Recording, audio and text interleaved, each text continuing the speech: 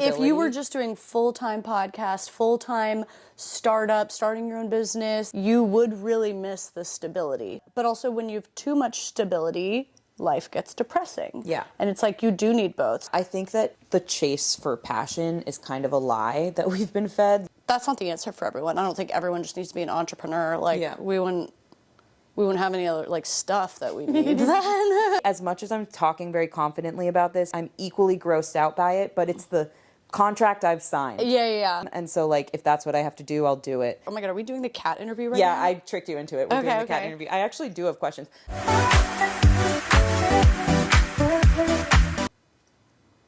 Hey, baby butts. Welcome back. This is Not For Everyone, a podcast hosted by a hater whose home we're in right now. Ooh. And a lover who's loving the cozy vibes that we've set for the day. Yeah, Hello. we're recording in person. It's fucking the best. It's cozy as can be. Mm-hmm. I've like admired, obviously, your space from afar as a viewer, as one of your million viewers on YouTube.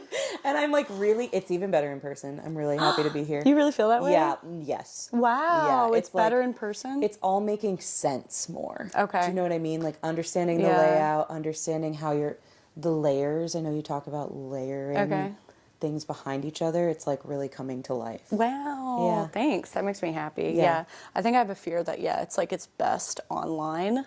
No. I mean, it looks great online, but it doesn't look that good online right now. Feels warm. Yeah. I think that's actually a very recent update. Like literally just yesterday I got new things in here and I was like, oh, I understand the layout now. Okay. So there's like new things that you're going to be showing eventually that have made it come together. But also probably not for like a month or so on YouTube. So there's a delay. So watch this. Analyze everything that you see in the background right now and study it and tell all the other listeners, all the other viewers to listen to the podcast. That there's sneak peeks here. Yeah, exactly. Speaking of sneak peeks. Tell them to sneak. I met the cat. Are you saying his name? No, we're keeping the name private. We can say his name. Actually, I don't know. It's not mine to say. I don't think anybody cares at this point. My cat's name is Whit. No. My cat's... Are you going to say it? Should I say it? Okay, this is Caroline editing, and anybody who is clicking on this episode to hear about work problems, how to find passion in your work, what to do in different work situations, we are going to talk about that for about an hour in this episode. But first, we talk a lot about my cat. Not everybody cares about that. So if you don't care about the cat, skip forward about 20 minutes, and the rest of the episode is all about work conundrums, chasing passion, chasing purpose, blah, blah, blah. But first, we're doing this cat stuff. People care. I've posted about this on Instagram. People care? The engagement we're getting on the lack of information about the cat. That's why I was like, oh, I should save it to talk about in a video. But now it's been so delayed just because like I haven't, in my lineup of YouTube videos, I haven't had a slot where I could do like a vloggy or like a Q&A or something. Like there were all these like design videos that I'd filmed or I owed to someone or I had to do. Yeah. And so I just haven't had the time. It wasn't supposed to be this big build up. Well, it's the biggest build up ever yet. And today I got to blow my load and it was worth it. And the cat came right up to me. I can't believe you just said you got to blow your load. My load all over this cat. My cat. It's too, sometimes when I say crass things like that on the podcast, within the first couple of minutes, it's like, shoot, I really should have saved that for the end because I imagine that. Because that's when you blow your load, is at the end. Well, true. And I imagine that I have coworkers who listen but probably don't get to the end of any episode. You know what I mean? Like they're like, oh, that girl that I kind of work with has a podcast. I should go check it out. And then they listen to like the first 20 minutes probably. Yeah. And then I imagine that they leave. And so I prefer to blow my load later, only for the true audience that I do not work with. But I blew my load on this cat, and he blew it on me. So the best part, it was a mutual blowing, and the best part is that the cat, I was prepping Jess. I was like, you do get to meet the cat, but the cat hasn't greeted anyone you know, scaredy cat. Cats are shy, and he comes from a life of trauma. Oh, so same. we're just getting used to. So we're still like socializing him, even though he loves Justin and I, but he like hasn't greeted most people. And so I was just like, you have to have no expectations. You have to act like you don't even care about the cat, and like that's apparently what cats like. Yeah. And that's when they feel less threatened and they'll approach you. And I was like, don't have any expectations. And then we walked in my house, and the cat immediately waltzed the fuck down the stairs in a way that he doesn't even greet Justin and I, and just came right up to Jess. Yeah. He let me pet him immediately. Yeah, he walked right up and hasn't happened with stroked anyone. my leg a little bit. It happened with one of one of Justin's friends. Yeah. His friend Ben. Yeah. Not my other fiance. Yeah, no, I felt it. really good about it. You should feel very good about I have that. experience with cats. Yeah. It's not my first load Yeah. with a cat. Yeah, my best friend has a cat, and I have learned the hard way. She's had her cat for like 9 years. So this cat's been in my life, and it was like a slow... So I've had it for 9 years. It was slow, so I've had it for 9 years, yeah. And it was a slow build to like build trust with the cat and have her come up to me and greet me. Because I think I was overeager at the beginning, as I am. Like, totally. As I am as a human being. And I learned the hard way, like, she's not going to like that. Just give her time. She'll come to you when she's ready. And now every time I go to Kai's house, her cat comes right up to me and headbutts me and loves me. And she still doesn't do that with a lot of her other friends. So I think now I as soon as you said that, I knew the energy I needed to activate. Yeah.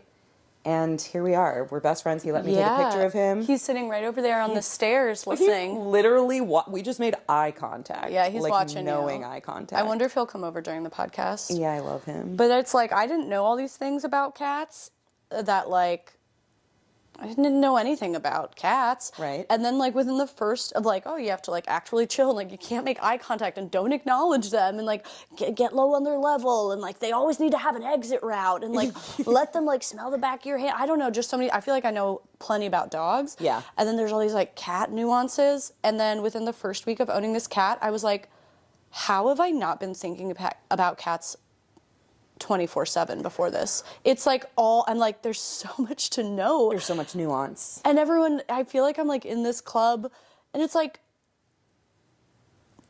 people like on the internet, you know, like cat videos are a thing. Yeah. Like everyone Cat knows. people are a thing. Well, cat people are a thing, but even cat videos have wider mainstream appeal. Like everybody knows that cats are funny in videos and that they're hilarious. But it's funny how that hasn't translated to like a more like mainstream love of cats. Obviously there's people who love cats, but I feel like unless you love cats and have a cat, then people don't be talking about loving cats. Whereas with dogs, it's like lots of people who don't have a dog and have never owned a dog enjoy dogs. But I do feel like I've realized, I think there's a lot of people, myself included, who in the past like who kind of were like, I guess I don't like cats that much. What's the deal with cats?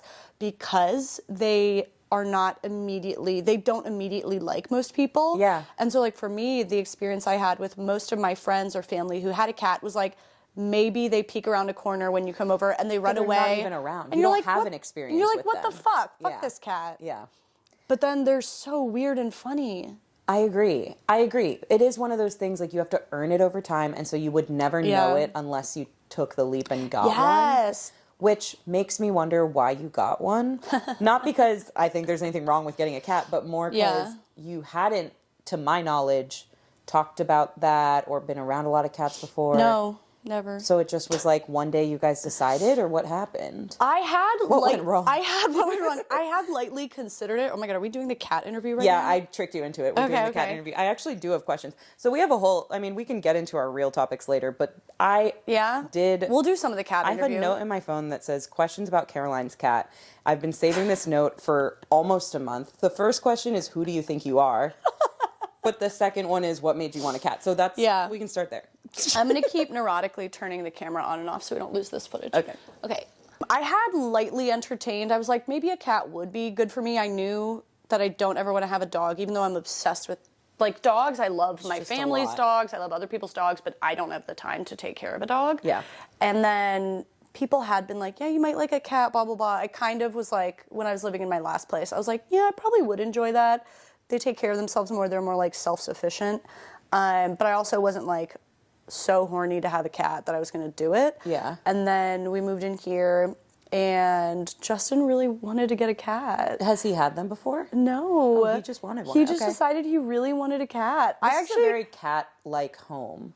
Like, it makes sense for a cat to live here. Because it's dark and, like, haunted. Yeah, because it's, like, kind of moody. And it's, like, the cozy, moody wood panel. It's not really a dog place. It's not a dog home. It's definitely a cat It's just home. us cats in here. Yeah. I actually don't know how he got it into his head that he wanted a cat.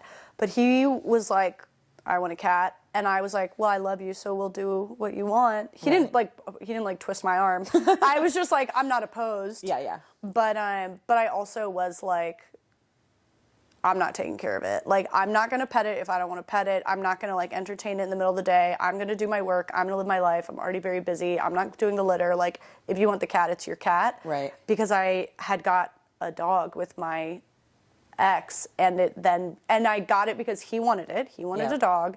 And I was like, I want to make you happy. If you want a dog, of course we'll get a dog. And then it became solely my responsibility. Yeah. And I did love that dog. Not. But it was like, this was and then you had to say bye to that dog, and you had been it attached to it because it was horrible. your responsibility. Yeah, and it was a mentally ill dog. Yeah. But yeah, so that was my thing with the cat. I was like, I'm not doing anything with this cat. Like, I'm not helping, basically, was my rule. Yeah. Like, get the cat if you want. And now I'm so obsessed with it. Yeah. Yeah, like, I don't use that word lightly. Like, I'm, like, really obsessed. Like, we just lay in bed like we're parents of a newborn and just stare at him together. That's crazy. Yeah. But I mean, he is like stare-worthy. Like, he's very cute and handsome. Do you think that, or do you think I'm biased? No. I swear that I like this cat immediately. And maybe it's because he liked me immediately, and that's how I feel about people. But you said he was hilarious before you even met him. On Zoom, He was funny on Zoom. That meant so much to me, where you were like, he's hilarious. And I was like, I think he's hilarious. No, he was being funny. Like, objectively, he was making jokes that made me laugh. I don't know. I could tell he was funny. Just the way he was, like, moving around and, like, looking at you and then looking at me through the Zoom. I can't tell if all cats are funny, and I'm just like that parent who's like, I know this sounds biased, but actually my child is special. And you're like, well, not all of them are special. Well, I think they all have a personality, and some of those personalities are bad. Funny, and some of them are not funny, and some of them are good, and some of them are bad. Yeah, like, I think they have personality, and yours just happens to have a very funny personality. He's so funny. He's so weird. He's so cuddly. He is kind of dog-like. I think when I picture a dog-like cat, I think of them, like, playing fetch and being super active and really social and not afraid of anything. Yeah. And he's definitely, like, afraid of a lot of things, but he follows me around all day long. He just sits next to me all day while I work. He wants to cuddle if my hand is idle. He will force his nose under my hand to make me force petting him. Yeah. He always wanted to be petted. He sleeps on my chest, and it's honestly really heavy. Yeah. Like, if I go to the bathroom, he follows me to the bathroom and puts his front paws up on my knees while I pee. Like, he just follows around. Like, he doesn't have his own agenda. He doesn't have any of his own appointments. He doesn't have anything to do all day. He's not trying to, like, go explore. He's just trying to hang out with us and cuddle all the time. Yeah, that's pretty amazing. I'm really proud of him. I was really sad the other day, and I just, like, in the middle of my sad breakdown where, like, I was crying about something and Ryan was comforting me, I was like, can we get a dog? And he was like, don't do it. No. Don't do it. No. And, we want to eventually get a dog, but, like, Nobody asked me. Don't think we're there yet. Nobody asked me about your cat. With what time? Well, exactly. Well, and that's the thing. He knows that if we get a dog, he will be doing most of the work for this dog. Some people are okay with it. I don't like going on walks 10 times a day and having to find a sitter every time you leave for one evening and rushing home when you've been away for 4 hours. And yeah, we're not there yet, and I know that logically, but I was having an emotional moment where I just wanted, like, this little cute being to rely on me and just be obsessed with me and comfort me and always be there, and I was just craving it because I was in my luteal phase, and I was, like, freaking the fuck out about something. You should just have a baby. I know, I guess. You just have a baby. Oh, well, we'll just do that instead. Yeah. And but he knows that he would be the one to ultimately have to do all the work. So he was like, we will talk about this. He gave me a timeline. He said, we will talk about this in March, which I found very arbitrary. What a random month. I think he thinks because it's about to become winter in Chicago, and he knows he's going to have to walk this dog, and he doesn't want to get a dog, and the first months with it being the winter. So he's like, we'll talk about it in March. There are and going to then be maybe winters get one in the spring. after that, though. Right, but just the beginning of having a dog. Like, to have to acclimate to 3 walks a day in the winter, as opposed to we're already acclimated in the summer, and now in the winter it's just Is that going still? It's going still. Okay. Yeah. Yeah, anyway. So, I understand this, like, I crave the comfort that you're describing of, like, just this little fluffy thing that loves you and wants to be around you, and it doesn't have anything else on its calendar other than to love you. Yeah. And that's what I want. Yeah, and it's like Justin has commented a lot on like how like the energy it brings in. Just it's kind of like the difference between hanging out at like a dinner for 2 versus like a dinner for 3. There is another. I want to say person. It's not person. Yeah. I don't know. Is he a person? He's a person. There is another being here and another personality and someone who's like doing funny shit and we can comment on it. Or yeah. I think our editor Abi, who has a cat too and is one of my cat people, was talking about how, I think it was her who said like if she and her husband are in a fight or something, sometimes they just look over at their cat and the cat's doing something ridiculous and it's like a nice thing to bounce off of. Yes. It's like there's another energy going on to be like, hey guys, look at me, I'm a cat. And it just mixes it up. It's like, it's nice. I didn't think there was something missing, but it's like nice to have another energy for both of us to bounce off of. No, we experienced that in my family where we didn't grow up with pets. Like Lebanese family, culturally, it's like, it's not a thing to have animals in the house. Interesting. My mom never would have allowed that. And then in adulthood, my sister got a dog who's now like 7 years old. And we are all obsessed with him. Mm-hmm. And my sister has lived with my parents on and off at different times. And so he's also lived with my parents. And, like, he'll be in their bed with them. He's all over the house. He's, like, our pride and joy. And it's just such a change from how I grew up and everything they ever said about having pets. And it is when we're having some tense family moment or, like, anybody's kind of in a fight or arguing with each other. And then he walks in the room. It's the icebreaker. Or like if we all just had some argument and then we kind of get back together later in the day and it's still a little off, the vibe's still a little off, we'll just talk about him. It's just like, did you see how cute Riley was? Sometimes we'll do a thing where we'll be like, everyone go around the room and say their favorite thing about Riley today. And it just like is a happy conversation to have. That's Everybody nice. can list like 10 things because he's the best. And we feel better. We're like more united after and everybody loves each other because they love the dog or something. Yeah. It really is helpful. Yeah. It is. Yeah. I believe in it. Mm-hmm. Let me see if I had other questions about your cat before we move on, because I have a list of like 10 questions here.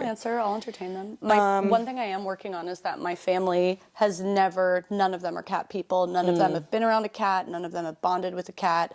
Like, it's a dog family, and they're all obsessed with all of my siblings' dogs. And I do feel this little bit of like immature pettiness of like, I want someone to care about my pet. Yeah. But I really have to convert them to liking cats. Like, they're so not.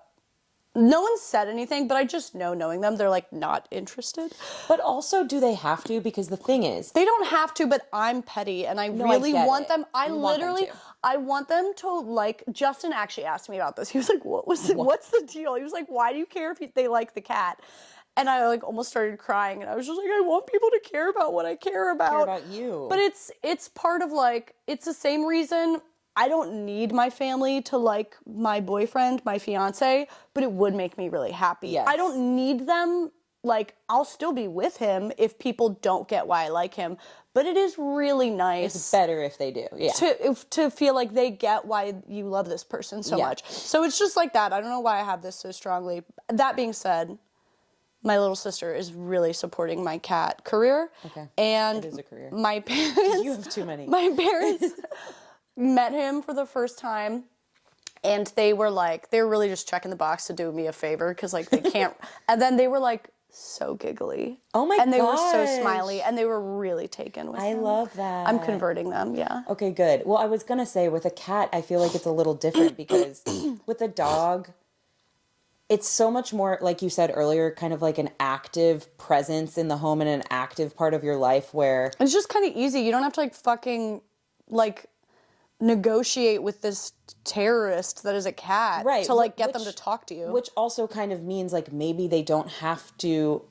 If you had a dog, the dog would be like jumping all over people. It would disrupt an evening with your parents visiting you because you'd have to take it for a walk. Like, there's a lot more opportunity for people to have to interact with your dog or schedule around your dog, or for you need to bring the dog on vacation with you, whereas the cat is easier to like leave at home as long as somebody comes and checks on it and feeds it and stuff. And so there's like more of a need, I feel, with a dog for your family and friends to kind of co-adopt and be on board. With the cat, it's like, I love your cat and we're immediate friends, but also I saw him for a minute. Like, he's off doing his own thing. He's sitting on the stair. He's not taking up space in the room. Yeah. He's not. So I don't know. There's less. I feel like the dynamic is different. You don't need them to be bought in because it's like the cat's entertaining itself. No, I just want them to understand. It's like I want them to understand my hobbies, and now my hobby is like cat mom, talking to my cat all the time, and I want this part of me to be known, but I'm also accepting that like they just might not ever get it because so much of like the cat bonding happens like alone with your cat in those like small moments. And I do feel like I need to accept a future that it sounds like you've come to an okay place. Like I'm coming accepting to an okay place. Yeah. Like, but I don't accept it. They were giggly with the cat, and that was the first. They meeting. were giggly with the cat. So, yeah, I don't know what's wrong with me. Was my reaction to the cat enough? It was really good. Okay. Yeah. I love the things. I love your hobbies. Thank you. Including the cat. Mostly the cat. I don't know what your other hobbies are. I, I don't have any other hobbies. Yeah. Okay. I think those were, honestly, I think we hit on my questions. That was Thank you for spending time on it. Mostly just how dare you? It was mostly how dare you. It was also like, did you consider a dog? No. Yeah. I would never. I would have so much work. So I would have actually put my foot down about that. Oh, my last question, kind of in theme with the podcast, is what are the things you hate about it? Nothing. Really? This is what I was talking to Justin about all the time. There's nothing about him that annoys me. That's ever. And the dogs, like, I'm obsessed with like the dogs I grew up with, or at least one of them, and also my brother and sister's dogs. But also, I've never known a dog, even a dog I was obsessed with, that also isn't sometimes extraordinarily annoying. Yeah. They're barking, they're running around, you have to take them out and do this, or like they're not doing anything wrong, but they're just being a dog and it's inconvenient. Yeah. Our cat, I have no complaint. I guess I don't love, like, when he takes a shit, it kind of smells bad for like 20 minutes up there, and we have an air purifier or whatever, but it's not as bad as I thought it would be at all. Yeah. And, no, there's nothing. Wow. He never annoys me. I didn't expect that. I can't say that. Nope. I can't say that for any dog I've ever known. So interesting. Well, good. Then you made the right decision. I think I discovered I'm a cat person and I didn't know it. I literally feel like I'm coming out of the closet as a cat person. Yeah, people don't want to admit it. But I just didn't even know. I feel like I was just like, I just like. You don't find them until I've been just like forcing myself to date men. Right. This whole time, because I was like, that's just what you do, but... You needed to date cats. I needed to date cats. I just didn't even know. I just thought this is how everyone felt. Yeah. It's not. No, I actually, the more you talk about it, I wish I was not allergic to cats, because it would be an immediate way to get that like pet love that I kind of crave. Yeah. Without having to put in all the work that a dog would require. It's funny to picture you with a dog, yeah. I can see it in some ways, and then... I think I come across, and I know why, as just not a pet person. Like, because I didn't grow up with them. And you're such a people person. Yeah. I'm not really a people person, so I think cats and me make sense. Exactly. But you're always keeping people as pets, so... I have so many people pets. I have so many Neopets and people pets. I should check on my Neopets. Oh, I had so many. Do you actively have Neopets? No, well, I'm sure they're still living in like Neopia. Yeah, do they die? I don't think they kill them. I actually always wonder with those types of like Tamagotchi, Neopets, like all these different... Talk about the multiverse. Apps. Are they just out there living in like... I think they're out there. So when people talk about like, oh, we're living in a simulation, we're living in the Matrix, well, the Neopets for real are. They are, and if you log into your account, they're still it's going to be like, it's alive, but it's dying. It needs you to feed it, you know? I kind of want to get a Neopet. Can you still buy those? I hope so. Wait, what's a Neopet? Neopets is a website.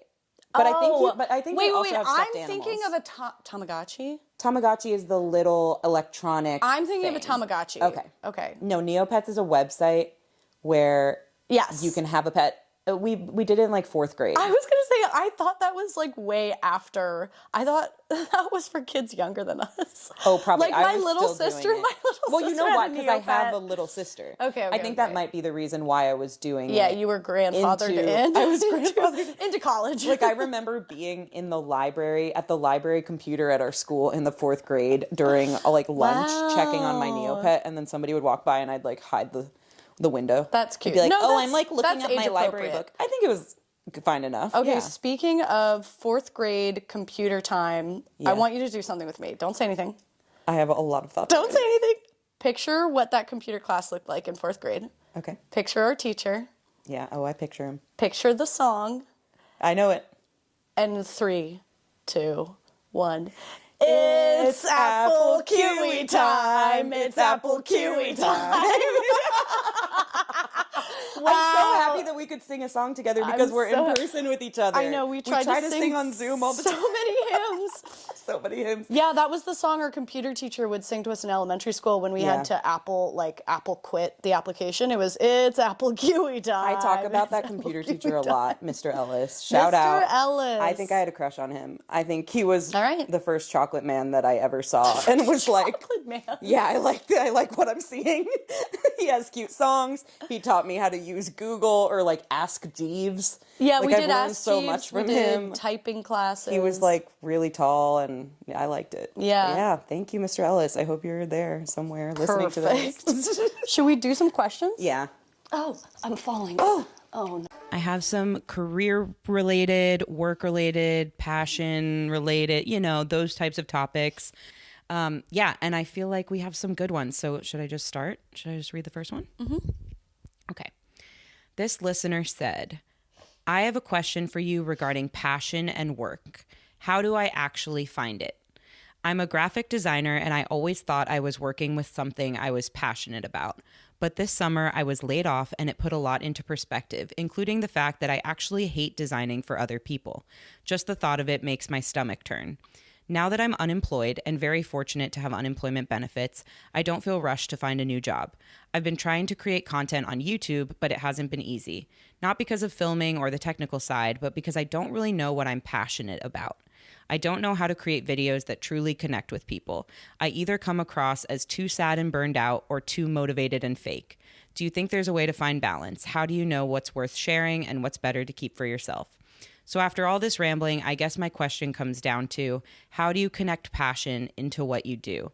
And how do you know that what you share is something you're generally passionate about and not just conditioning from your past or your upbringing? I mean, loaded Yo, question. bro.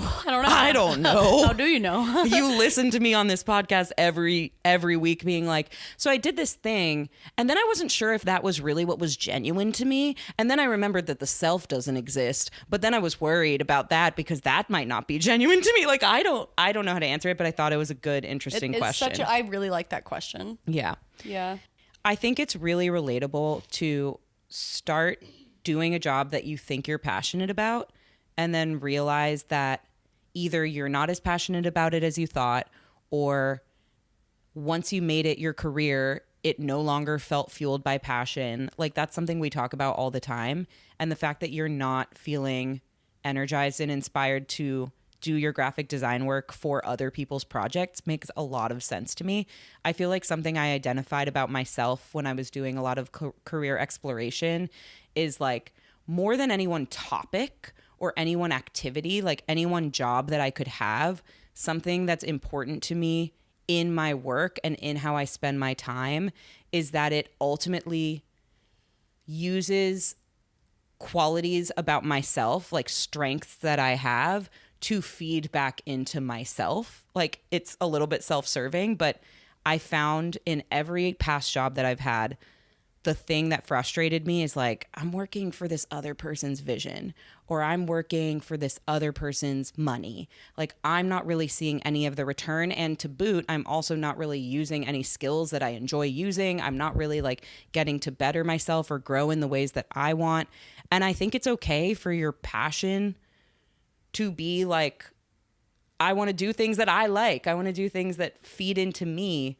I don't think your passion has to be graphic design, or your passion has to be YouTube videos. I think it just comes through in like if you feel like you're feeding into your own growth. This isn't for everyone, but if you relate, and I think this listener might find something in what I'm saying, like it's okay.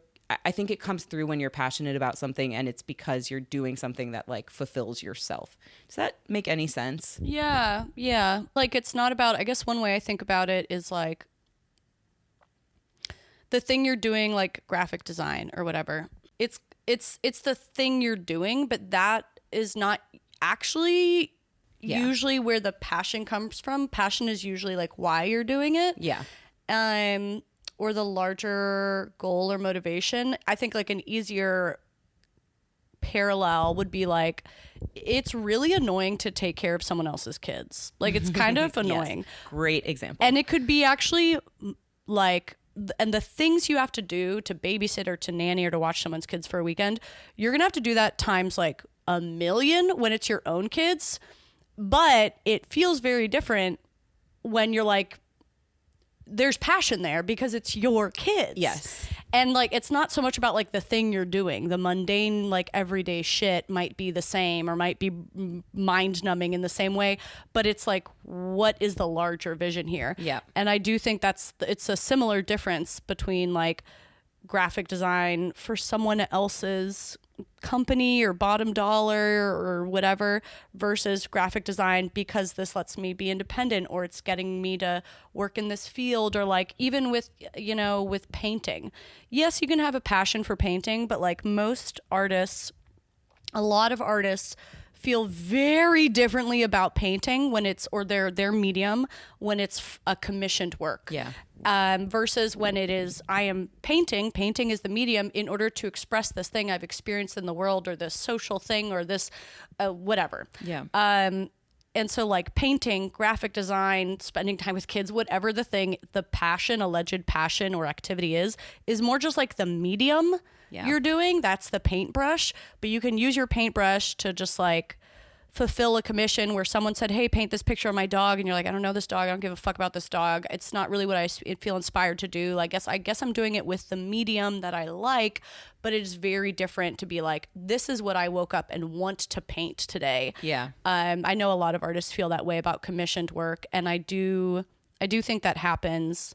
Even when you when you're like mixing something you think you're passionate about with like commerce basically. Mm-hmm. And I mean, I kind of had a similar experience like when I left acting and I went into coding, and then I went into more like web design work, and then there was like a little bit of graphic design. I kept like learning new skills that I was like, well, this one will be more creative. Like I'll enjoy this because it's creative and I'll have a little more passion in my day job. And then like that, it was more creative, you know, doing web design is more creative than like, some other jobs I could have had. Yeah. But ultimately I did feel like it didn't feel that creative actually, just working at, for whatever client. And so I was like, okay, well, maybe I'll learn more graphic design. That feels more creative. Okay, maybe I'll learn more like motion design. That feels more creative. And I was working, I kept like grasping at having the passion and thinking it was just that the problem was the medium.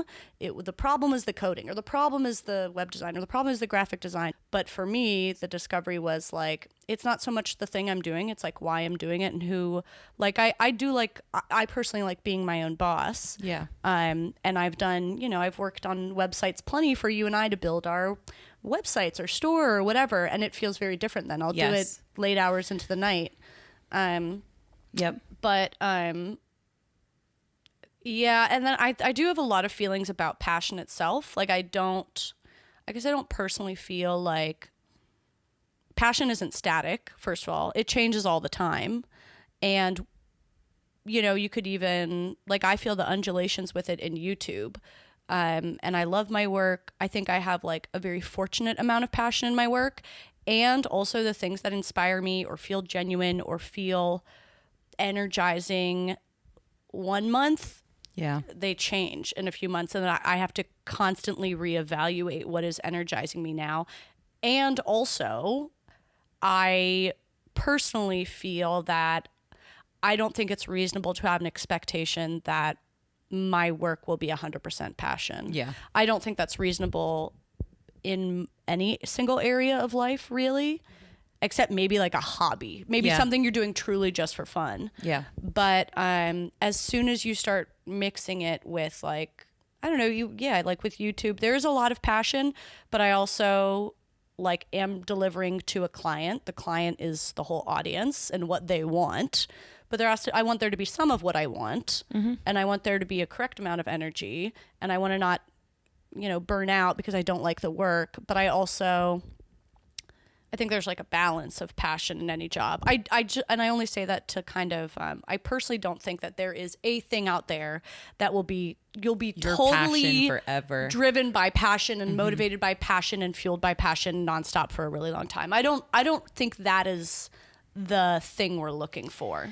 Yeah, I think that the chase for passion is kind of a lie that we've been fed. Like, it doesn't mean you can't be passionate about anything, and that doesn't exist. Of course it exists to be passionate about things, but I think, like, since we were kids, we were raised to, it was like, we have all these subjects in school. What's your favorite subject?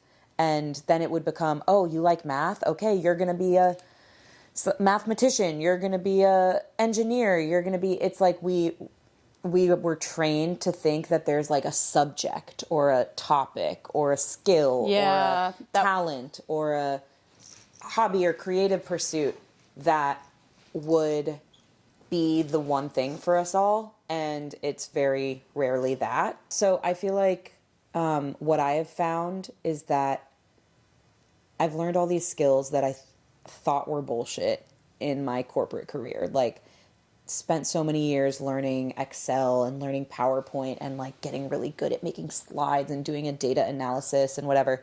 And I wanted something more creative. And I thought, ooh, marketing, that's creative. And then I ended up getting a job in marketing, and it's still slides and Excel and like all the same things that bored me in previous iterations of my work, in previous industries, in previous job titles, on previous teams that were not marketing. I'm still doing all those same things. And then, exactly what you said, when I have to do a bunch of data analysis for the podcast, like get our, audience data and figure out how we're doing and so on and so forth, I'm doing, again, the same thing, but it's more fun when I'm doing it for the podcast. Yeah. And so I just think there's like, you have to be clear on what you're getting from which part of your life. Yeah. Like, the podcast is the thing that's my baby, that I can use the skills I've developed in other places towards something for me. And then my work is the place where I use those same skills, and it's not as fun to do, but I do it because it gives me stability and it gives me an income. And maybe there's other factors that go into it. I like the people I work with. I have good flexibility, whatever. It's like, you just have to be clear about what are you getting from each place, and then don't conflate. Once I decided work is an income stream for me, like my corporate job is an income stream for me. It's stability. If you were just doing full-time podcast, full-time startup, starting your own business, exploring this, you would really miss the stability. Totally. Which you did when you took your year off. Yes. And then at the end of it, you're like, I'm worried about money.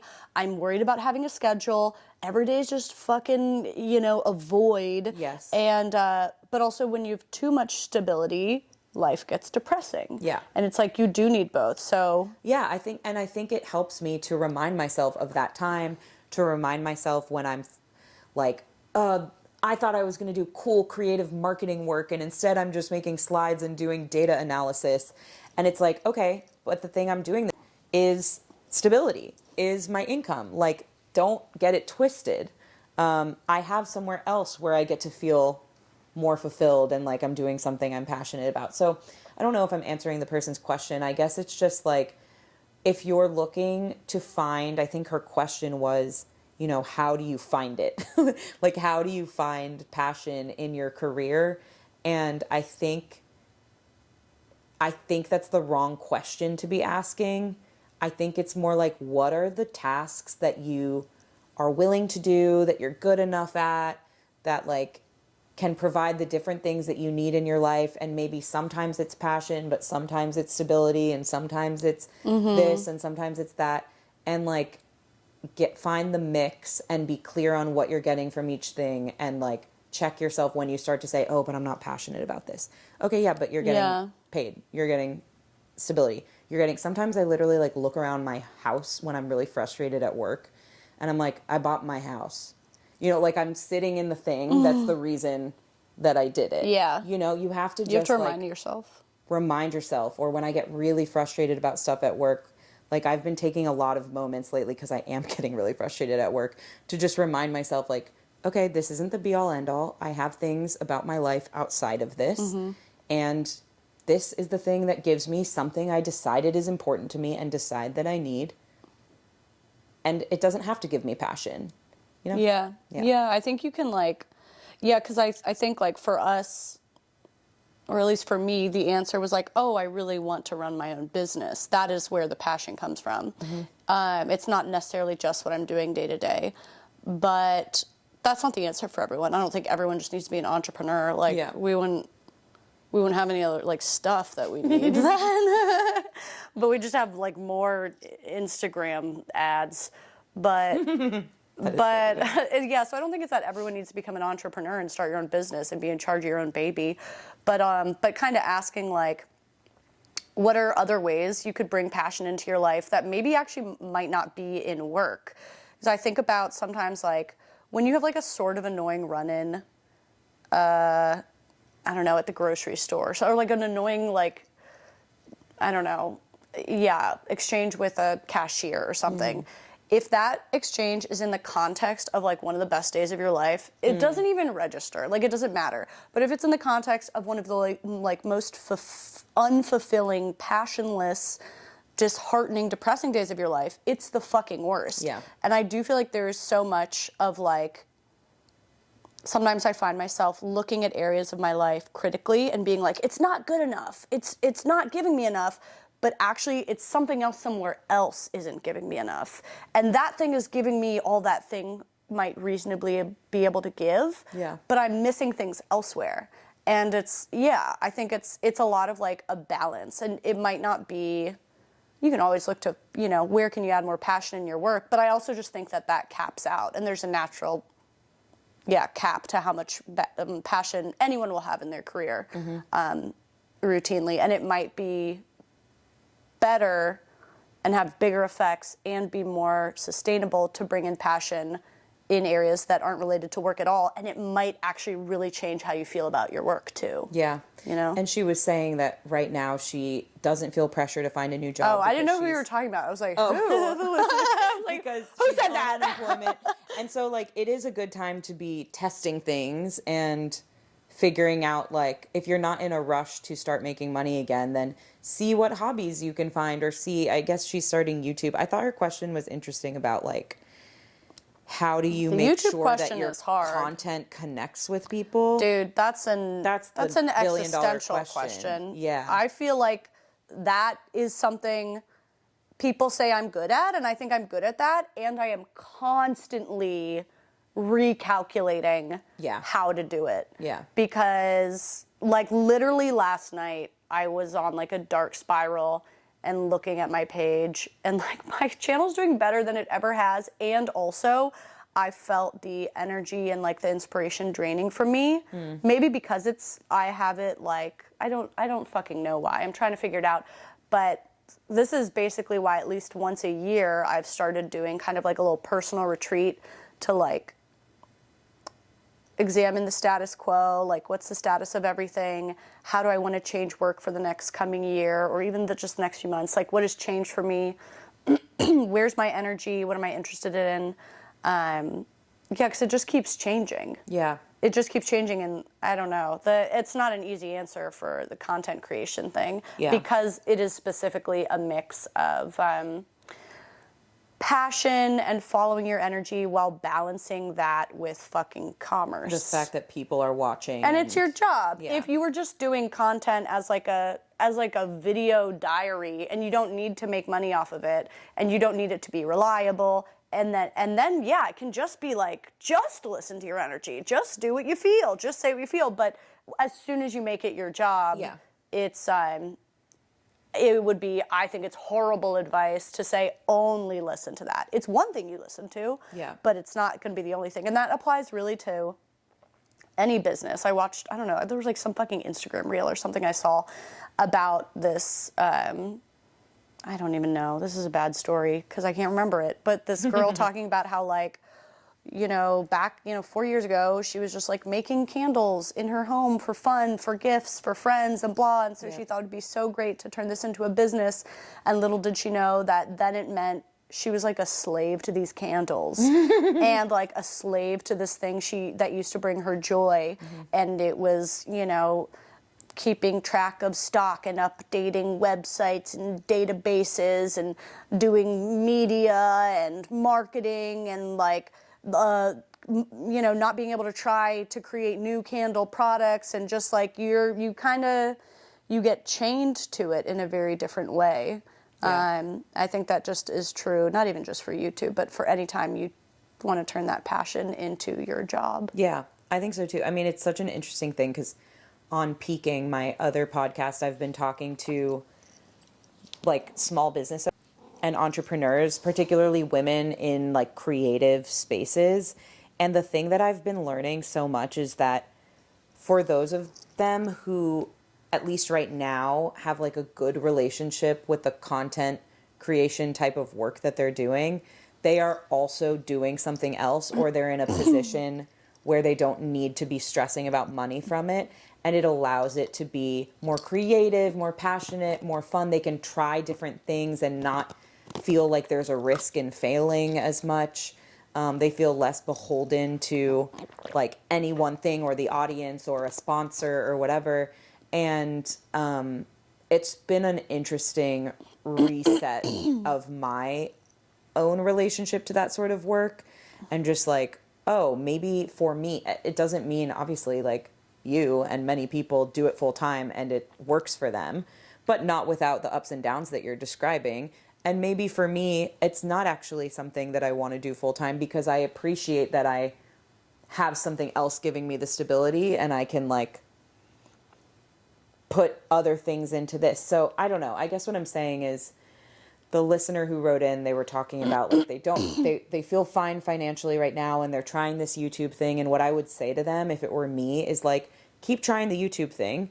Test if you're having fun with it, or if it's something that you've always wanted to try, then do it.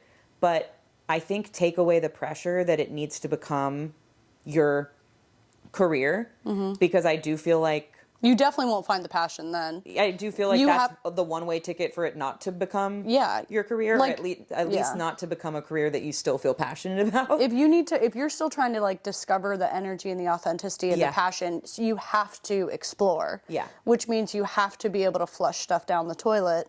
And if you're expecting it to pay a bill at the same time, that's not going to happen. Like you built your YouTube while you were still working. So it's like there's no something pressure. we always say it's my when favorite you're pursuing thing. Something like that. Yeah, I think it was like I've referenced her before, I know, but Elizabeth Gilbert, the writer of Eat, Pray, Love, I remember reading this article with her about that was like the best way to pursue your art is to not rely on it for money, because it'll affect what jobs you take. Like if you have to pay the bills, you're going to take whatever commission you get. You're going to take whatever client you can get. And that gets very messy when you mix it with a passion. Yep. I think this person should do both.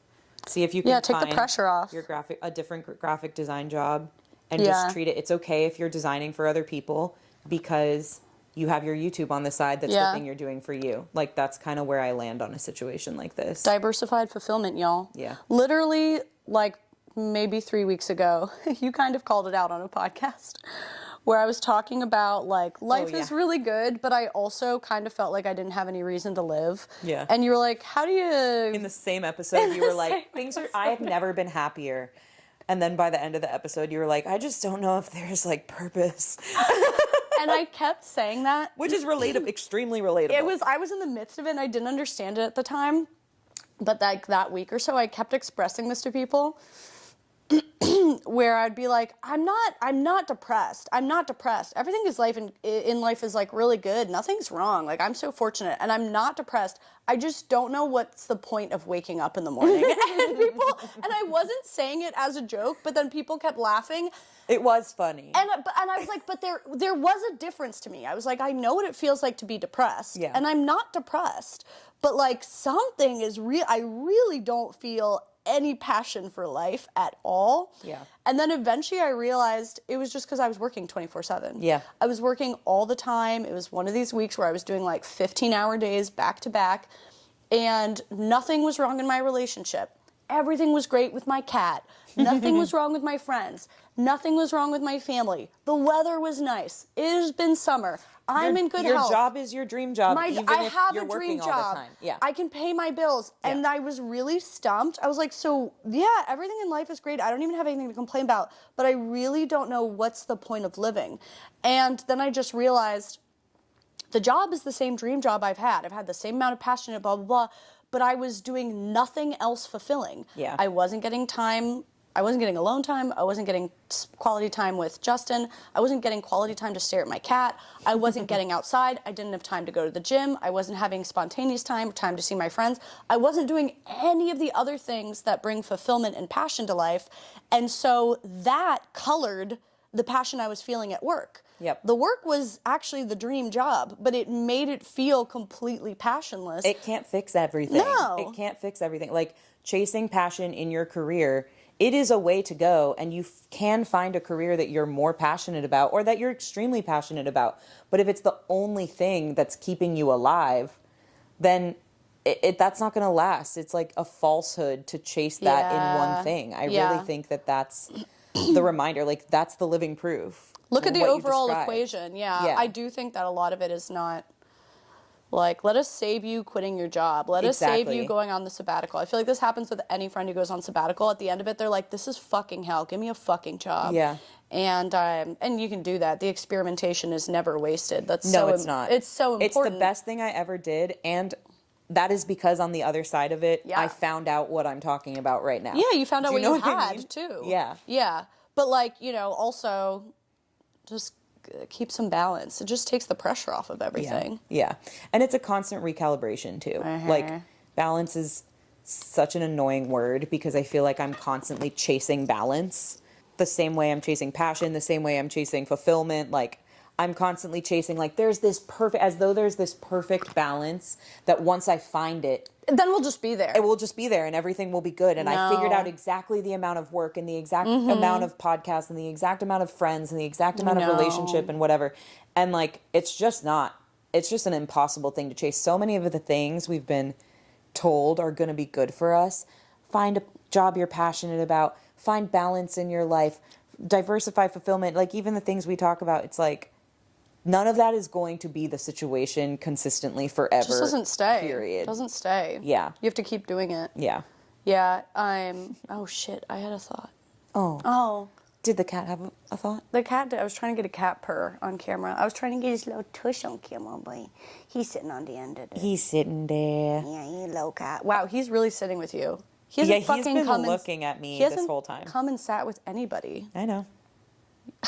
You know. I live here now. Usually he only does it when we're alone. Do you want to read the next one? Yeah, we just talked about that for an hour. We talked about... Or no, not for an hour. We talked about your cat. Please. And then we had a pause because the camera... We're good. So mad at the camera. Do you want to give him a little treaty? Yeah. Look at these. Hey, what the hell? Come here. Oh, yeah, you smell that now, dude? Oh, there's one. Oh, you like it? Yeah, he get you that. Hey, you want? Oh, that's good had that. Oh, he'll eat it out of your hand. Out of my hand? Yeah, you threw it at him, kind of. He didn't like that.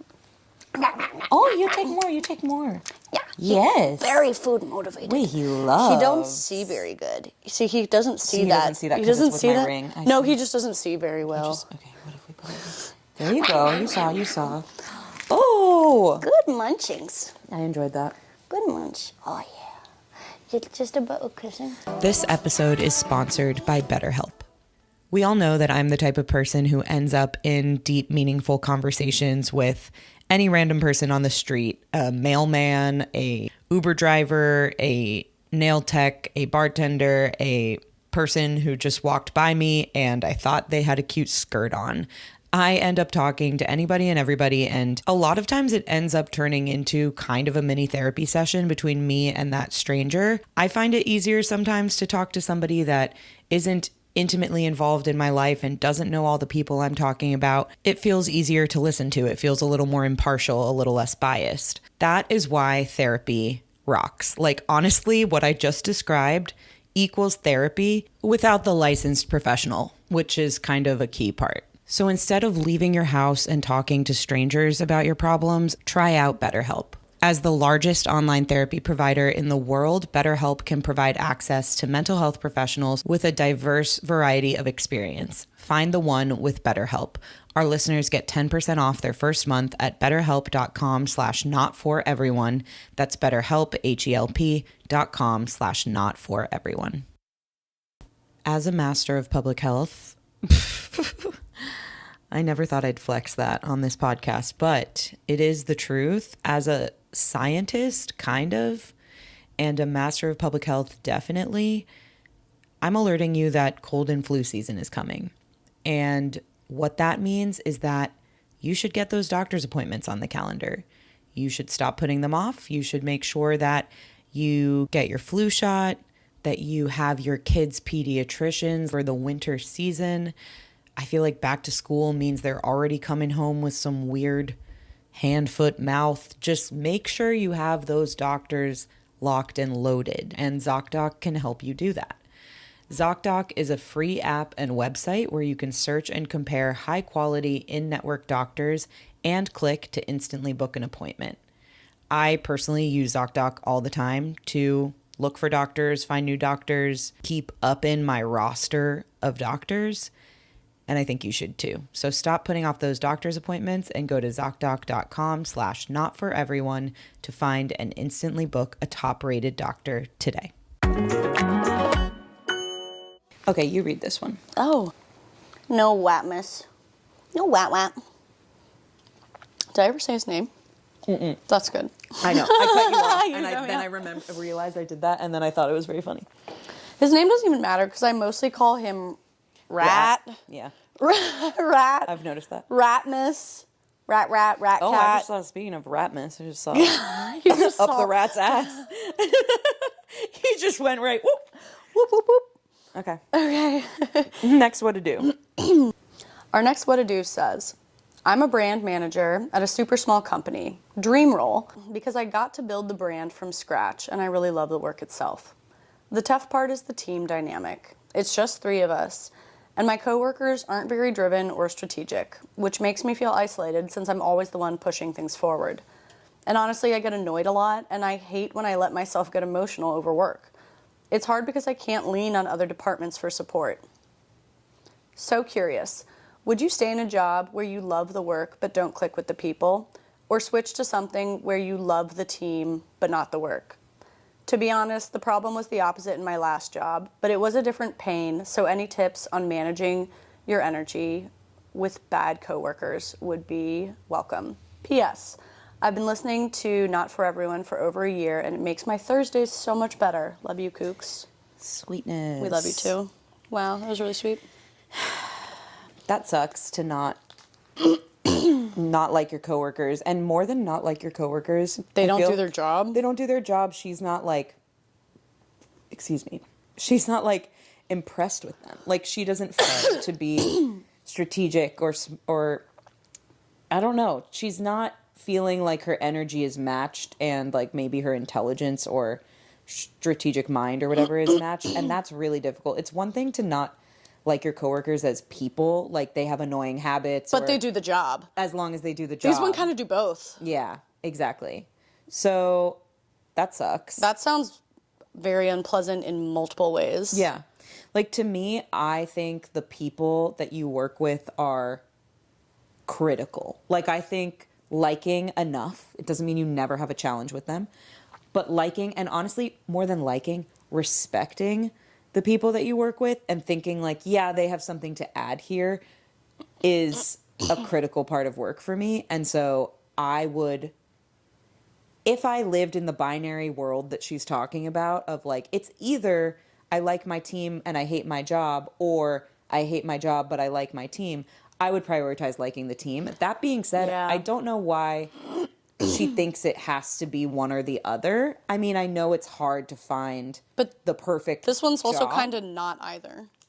What do you mean? Like, she doesn't like her team, but it also affects how Yes. much she likes the work. Exactly. Because they also, it's not even just like, we don't really connect as friends, but it's like they fall short and she has to pick up the slack because they also don't bring the energy and drive and initiative with work. Yeah. So it's They are inherently related.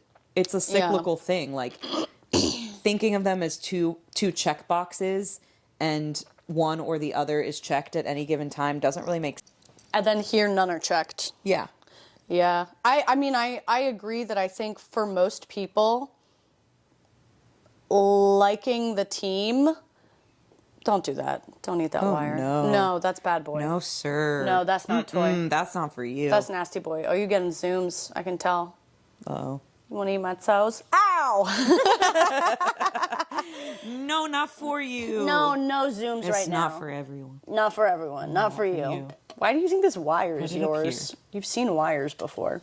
Okay. Okay, we were talking about the cat, not People that Justin. you like. What if Justin came over and tried to eat all the wires? Yeah, I think for most people, really liking your team makes up for like most of it. I think Yeah. that's why people stay at like, we know Mid-jobs people that they don't care about. because they love the team and they have a hard time leaving. And I think you gain that perspective kind of the more jobs you've had where you realize that you don't always like the team and it affects everything else. And so once you come to a point in your career where you've seen that play out before and then you find a team that you like enough or you like a lot even, you stay because the number one reason that people leave jobs is their direct relationship with their manager.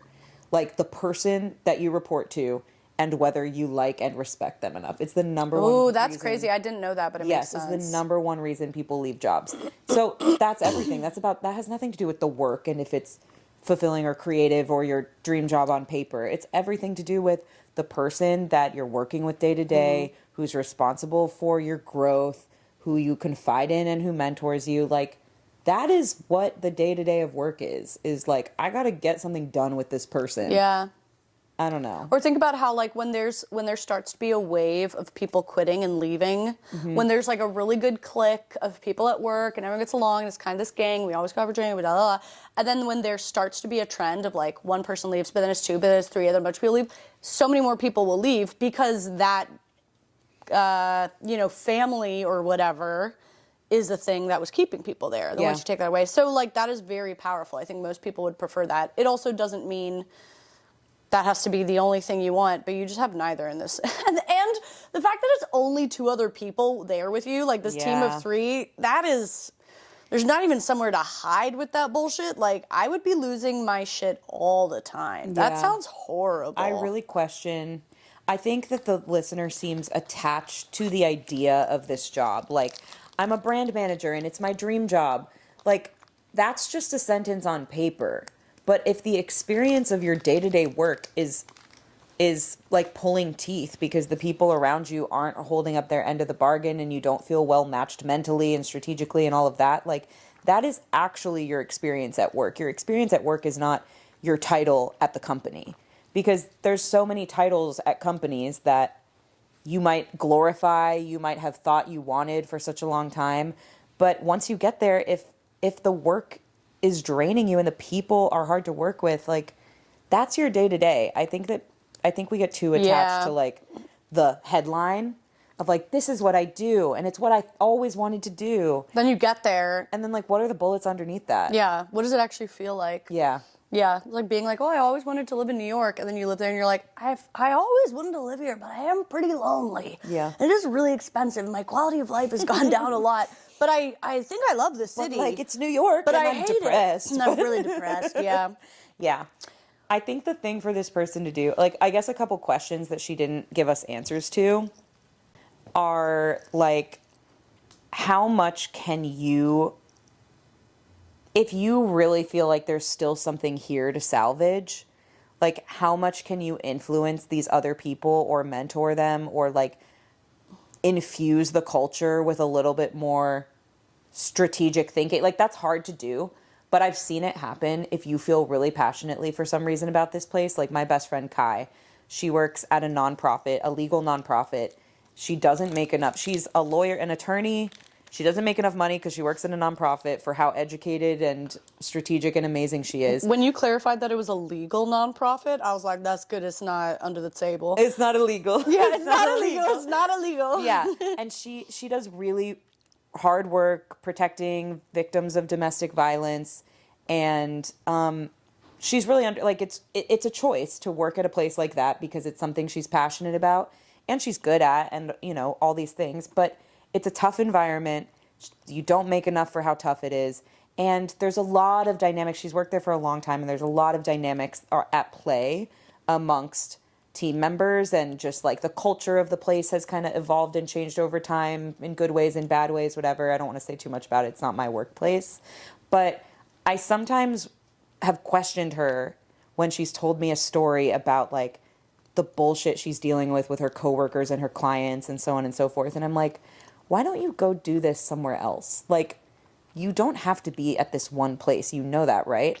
And she has felt really strongly and really passionately that, like, no, I think I'm in a position to actually shape and change this place. And I think we're at an inflection point where that can happen. And I'm in more of a leadership position where I can do that. And I have watched her over the last year or two do that. And I totally pushed on her and questioned her and was like, hey, you don't have to put up with this. You can go somewhere else. And she just felt really strongly that, like, no, my work here is not done, and I think I can influence it in a positive direction. And she totally has. And so while that is one story that that's the harder thing. Is the harder thing to do. It's going to be harder, and it might be worth it to you. But if you feel some pull, like if we're not getting from your message that that's where you're at with this, then I want to say that, like, that is possible and you can do that, and I would applaud you for trying it. But it is a really hard thing to do. It requires a level of, like, leadership and influence that I don't know if you have at your place. I know, I wasn't clear what the hierarchy is. Yeah. Among the three of them. I wasn't either. Like, do they report to you? Are they your peers? If they report to you, then you can try to coach them and hold them to a higher standard, put more process in place to make things happen in a more organized, strategic, thoughtful way. But if they're your peers, I don't know, you can escalate that to your manager and see what they think about it, but it's tough to do. So, like, it really depends on, like, what is the dynamic and how strongly do you feel that you can influence it? And if you don't think you can, or if you've already tried that, you can you said you're a brand manager, like, you can be a brand manager anywhere. Take dogs. If you, what you were so excited, if when you refer to your dream, you said dream role is the role, it's like, you got the role. That role exists at my company. Put it on your resume and take it to the road. 100%. Like, you can put it on your resume now. Great. There's about 5 trillion other brand manager roles out there. Yep. I mean, this, I don't know. Take it and run. Yeah, I don't know if we're missing a lot of details, but this sounds like a tough situation with a role that you could do so many other places. Yeah. And it's hard to get that first one, but if this is the first time you've gotten it, like, you have something under your belt, you have experience under your belt, you know, hopefully there's some time there. You can either decide to motivate these nincompoops. Fucking nincompoops. That was good. I've been wanting to use that word more. Yeah, it's like nincompoops. kind of been on my radar, yeah. That's a really Do you think good. that's right? Yeah. I think it fits my, like, grandpa energy a little bit, too. You did introduce me to your cat as its grandma, but I think I'm the grandpa, really, of this house. I was like, you meeting your grandma. Yeah. I don't know why, that just feels right. I was going to say auntie, you're meeting Auntie Jess. I was like, no, this is your grandma. It's like an older, wiser figure that's come to connect. And we have. You made me, and then I made him. That's right. He loves food. You know what he loves the most? What? Ice cream. No way. Does he like Yasso bars? Yeah, he's obsessed. We need to get that I mean, I sponsorship. don't really give it to him. I know. Can Yasso sponsor us? Yeah, he's going to try to eat my bar. I guess cats, isn't there a whole thing, like, cartoon cats like milk? Yes. So is that why he likes ice cream? I think so. Like, is that a real thing? That Yes, cats like it milk? is. Okay. Or at least with our cat. That's the only way I can make sense of it. He's obsessed with milk products. Okay. He's a dairy boy. I love that. Same. Okay, here's another WHATADO about work. WHATADO. How can I feel confident starting a new job when it feels like work I'm capable of keeps getting given to other people instead of me? Context. I'm working in consulting, and while I've gotten good feedback about my work, sometimes team leads and management will pass work to other people that feels very much like I should be doing it or that I had previously worked on it, but now it's going to phase 2 and going to someone else. It's hard to feel like I'm doing well in my job when I'm also seemingly getting passed over on some work that I could excel at.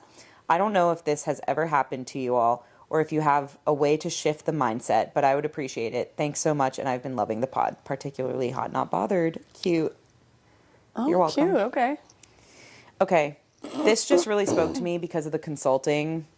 I feel like you're going to Thing. have good insight more than I will. So for context, for anybody who's not familiar with how consulting jobs work, like management consulting at a big company that staffs a lot of people on different consulting engagements, the way it works is that you have billable hours. So you have to have work that takes up 40 hours of your week, and you have to bill, like if I worked 10 hours on one project this week and 20 hours on another and 10 hours on another, I have to bill that and like account for my time because you're getting paid by all these different clients. And I know some people are familiar with that concept, some are not.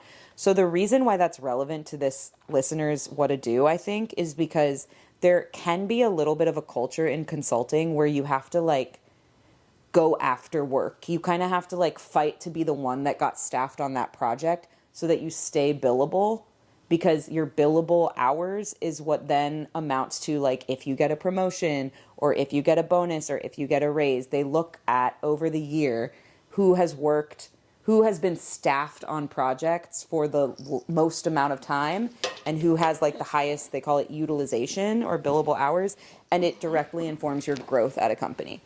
And I don't know what type of consulting firm this person works at, but if it's one of the like big four, like Deloitte and McKinsey and whatever, then there is a bit of a like, you have to be the one to advocate for yourself and get yourself staffed on the things you want to be staffed on. You have to speak up and say, hey, I actually worked on that engagement before and built a really strong relationship with that client. I would like to be staffed on phase 2. And you have to build relationships within the firm so that people think of you for those types of things. And you have to like be a go-getter and advocate for yourself, because they're probably not thinking of you in that way. They're thinking about people and numbers and resources. Like, you are a resource and they will staff whatever resource to make their numbers work, unless you get in there and like assert yourself and make it like, give them a reason why you're adding value and you should be the one to do it. So Interesting. I didn't know that was like the setup. it's a whole, I mean, this is the reason I burnt out in consulting, because it's very, You're constantly like selling yourself. yes, 100%. I didn't know that. And I think it depends on the size of the consulting firm and kind of the culture of it. But if it's, what I'm picking up from her DM is like, that might be the type of environment. And even if it's not, even if you're not working at one of the big four consulting firms, even for anybody who's listening who's not in consulting at all and this isn't relevant to, like, you have to be your own advocate. That's something that I learned in consulting, that my like leaders taught me, and my first earliest managers in my career taught me, is that like, nobody's going to advocate for you other than you. I mean, you might get lucky and have a great manager who wants to advocate for you, but they're not going to even know that you want to be on that project or that you want that promotion or that you want that growth opportunity unless you've named it and told them and like sought it out and positioned yourself for it. So she hasn't given us a lot of detail. Maybe she's already doing all of those things, but it's just I always like to tell people who are early in their career, and especially people early in a consulting career, you have to advocate for yourself. They're not thinking about you. You have to make sure that you're on their radar. So I think the energy I got from her message was kind of like, there's work I'm capable of and it keeps getting given to other people instead of me. Like, almost like you're waiting to find out who's going to get that work and who's going to be staffed on that project. And like, you're waiting for them to pass you the thing. And I think maybe this isn't the advice I'd give to anyone in any career ever, but like knowing this type of environment and seeing that you seem like you're ambitious and you want these opportunities, you have to go get it. They're not gonna, you can't wait for them to pass it to you. So that's like, I felt very strongly about this one because of all my experiences. Yeah. That's in that great. world. Yeah. Yeah, that is fucking fuck yeah. Yeah. Sounds great.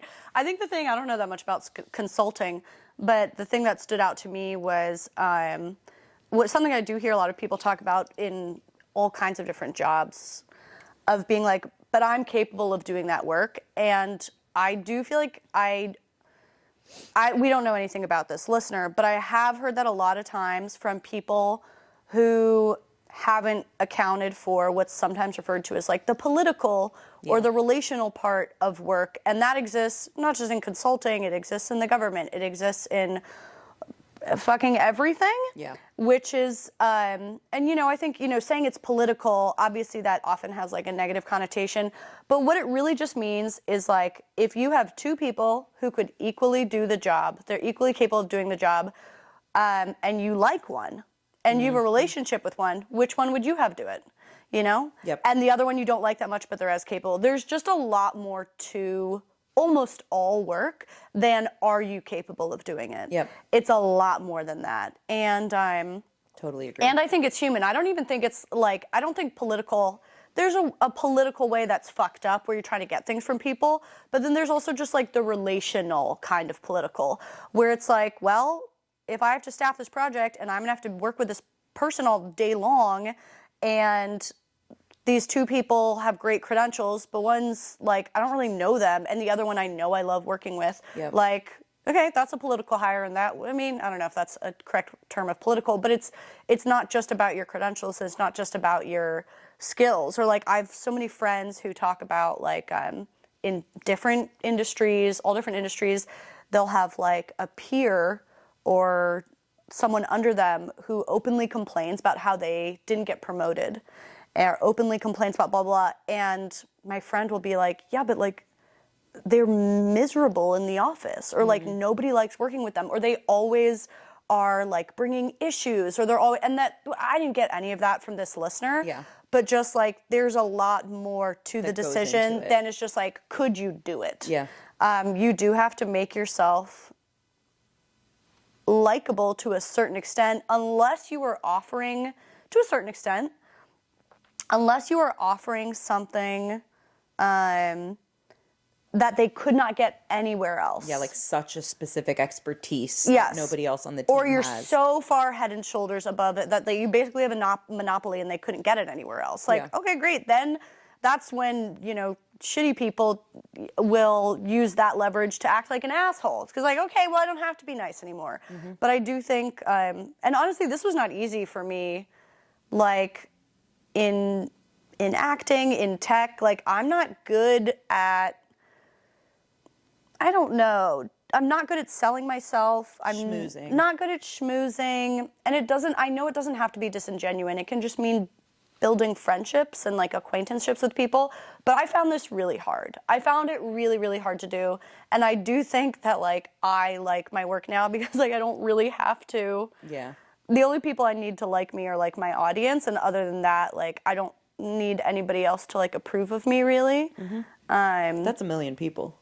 That's still a lot of It's people. enough, yeah. I mean, I basically have 1 million employers. But the way that you get that approval isn't like one-on-one relationships, like And, like, let's go selling for a myself. coffee and whatever. It's Yeah. like through your work. Yeah, through the so content. all this to say, like, I find that stuff really difficult for some reason, like selling yourself in work. So Yeah. I'm not going to say, like, I was great at it, but I did become aware that it's like, It's a is, necessary it's how evil. life works. Yeah. Let me get this.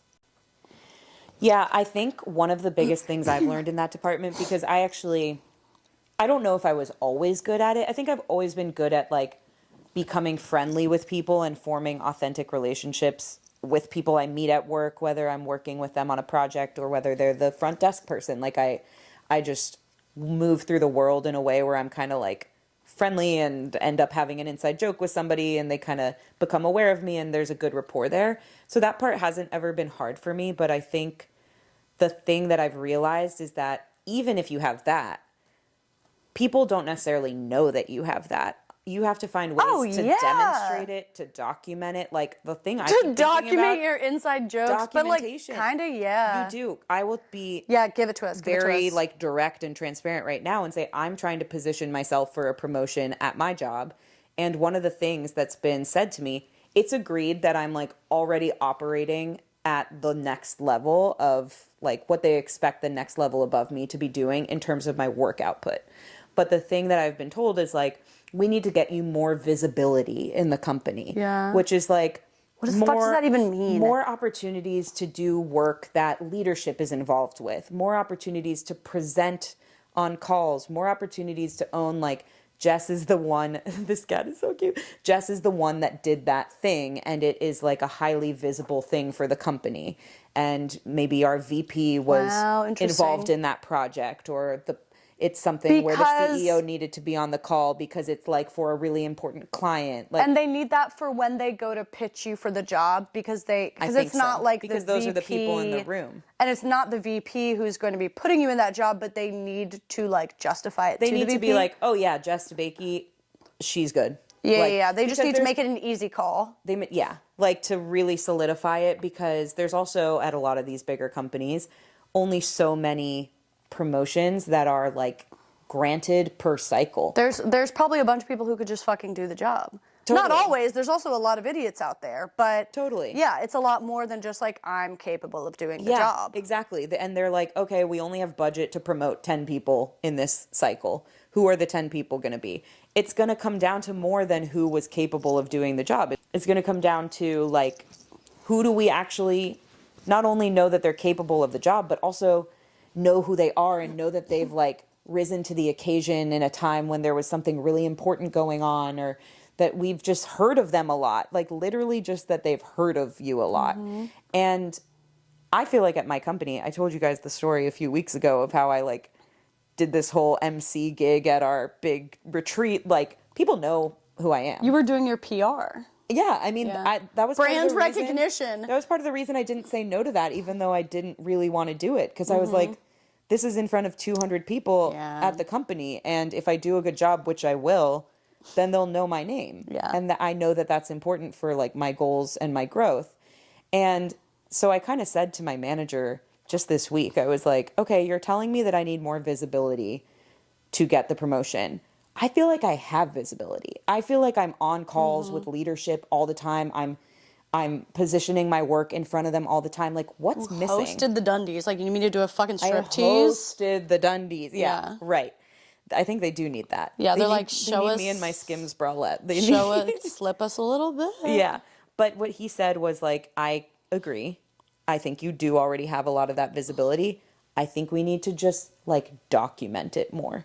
Like, we need to say, Jess worked. We need to be able to say in my performance review and point to something of like, Jess presented this really important presentation to these leaders. Jess worked on this really important client thing for like our most expensive strategic client. Like, and you're documenting that meeting in your performance review. In the performance review. What the fuck were they documenting before that? Well, I think I already do that, but I think it's like easy to let those things slip through the cracks. Like defining what your goal is. Something that my dad told me to do since I started in my career was like have a document, a personal document where you list all of the projects that you work on. Mm-hmm. You just keep a note, like a note in your phone of like all the big initiatives that you've worked on, and maybe like a couple of the people who would be able to speak to your impact on that. And like whatever, what was like the headline of what you did for that. And I've always done that in my jobs. It's like a little extra thing that you have to do. It's kind of annoying. Sometimes I'm a few months behind and I have to go and like update my document, but I have a personal document that lists everything I've done and who would be able to give a quote that says like, Jess killed it at this. And hopefully that person kind of has a little bit of leadership and power and authority and influence. And unfortunately, in these big corporate environments where everybody they've hired is pretty good and everybody's capable of the work. Yeah. That's the thing that will set you apart and enable you to actually like make the case for whatever growth you want, whatever project you want to be on, whatever promotion, whatever, the raise, the bonus, is like being able to point to and document really cleanly this is what I did. It was highly visible, whatever. So it's annoying. It's playing the game. It's leaning into the fact that things are political, but Well, it is the way. It is well, the you way do if it. you're hungry for it. Yeah. And not everybody has to. If you don't care about any of this, then don't. If it's But- annoying enough to you, like it's annoying to everyone. Of Yeah. course it is. Like, of course we just want to like be given what we're capable of doing and recognize blah, blah, blah. If the game in your industry or your company is annoying enough, like you can choose not to do it. I do think, I'm like, what I don't want people to do is just stick around and complain and bemoan about it. Yes. Forever. You know what I mean? Exactly. Because I know those people. And it's like, well, are you tired of working here? Do you want to go somewhere else because you don't like how it works? Or do you want to start doing the thing? Like, I don't know why you're complaining at a certain point. Also, all this to say, like, we don't know that this, we don't know which of these things applies to this listener. It might just be that she needs to advocate for herself more the way you said. But, yeah, I didn't like the system in acting, and I bemoaned it for a while, tried to figure it out the best that I could, kind of accepted that I wasn't good at it, and that it was the status quo, and then eventually, like, I quit. Yeah. And there was a bunch of other things that went towards that, but, like, yeah, if you really think that you're not up to doing it, then maybe it isn't the culture for you. Mm-hmm. Like, I found a better culture for me. Exactly. That's very and to this day, I feel like people ask me a lot, like, how do you advocate for yourself here? How do you find this confidence here? How do you decide to figure this out and that out? And it feels more aligned with me. It feels more in my ability, and there's still, like, a stretch that I do with myself, like to stretch myself in those ways and push myself, but it just feels more aligned to me.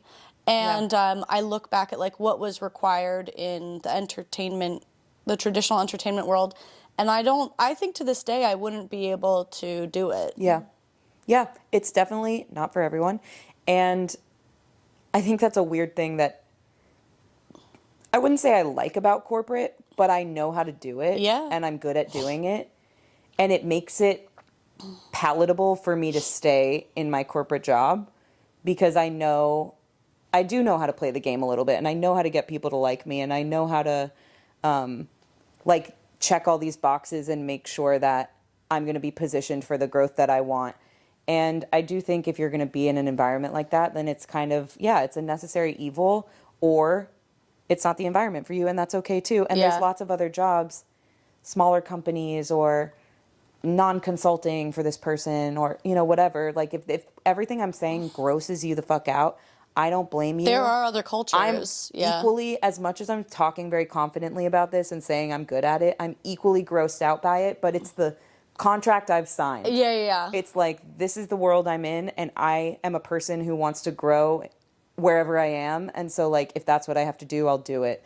But if you hate that, then look for a different environment, a different culture, like, or wait for things, and they will take longer. You know, to get on that project will take longer. To get the promotion will take longer. Maybe that's fine for you too. What would you do if you were this person or this person's friend? Like, who should they go talk to at their company who can give them more insight about, like, which one of these things they should do? Like, who can they go? Is it a mentor? Is it a I think it's their manager. Their manager who can be like, yeah, you are doing the right things. I just didn't know that you were available, or I didn't. It is the visibility thing, or like you might want to go get drinks with these people. Or like, who would you advise them to like go get some feedback from? I think your manager is always the right person to start with. If for some reason you don't feel like you can have that conversation with them, then you could ask peers, particularly peers who are maybe like not people who are your direct peers, but also not people at your manager level. Maybe there's like, a slightly higher person peer, or somebody who's been there for longer, or somebody that you see getting staffed on the projects or whatever, and ask them kind of like what their approach has been at this company and what their journey has been. And did you ever struggle with this? Like, I think it's good to ask your manager because they might have direct insight into why it's happening for you. And they will be the person who's able to solve it for you the fastest. But I also think you can ask a peer, just like, what has your experience been, and learn more about what that company culture is and like what you need to do to get there. Or if you have a mentor, there's a lot of directions you could go. I worked at a consulting firm that had specifically a resource manager in place, and he was the one who assigned people to be on different projects. And I became friends with him. Like, we still text every once in a while, and he's like, I see you doing the podcast thing. I'm proud of you. Like, he's a really nice guy who I became friendly with because he was the one who was going to be in charge of what I was working on. And if I had to travel for that work, and like, I made friends with him because that's the person making the decision. So it depends on the culture. But those are a few different things you could try, I guess. It is a good idea to ask people who know it. Like, I'm throwing a lot of things at the wall because I don't know where someone you who work. actually knows where you're at. Yeah. Or but like somebody what who has is a good read on the required. environment. Yeah. Yeah. Yeah. Yeah. I think we did it today. I think we did it. I think we're going to cuddle with this cat. Oh my God, he's so cute right now. He's so cute. I want to feed him some ice cream. Can I? I don't know. I don't think we've actually ever. I've only ever given him licks. Yeah, just a little. Just little licks. A little on my finger. You're gonna give him a little bit of that Stick cream? my finger in your ice cream. Yeah, a little bit and of give that. it to your cat, and then I'm gonna leave your house, and that's how I'm gonna leave it. Well, that makes Just sense. like that. Power move. Power. She's being political. She's working the relationship. I'm working She the knows, room. She knows that this cat is in charge of me and that anything that she wants comes from the cat. As soon as I stepped into this house, I knew the politics with the cat would be key. I know. And I won. Justin has joked that, this cat is really in charge of me. I understand. Yeah. Me too. Okay. Okay. Kisses. Mwah. Mwah.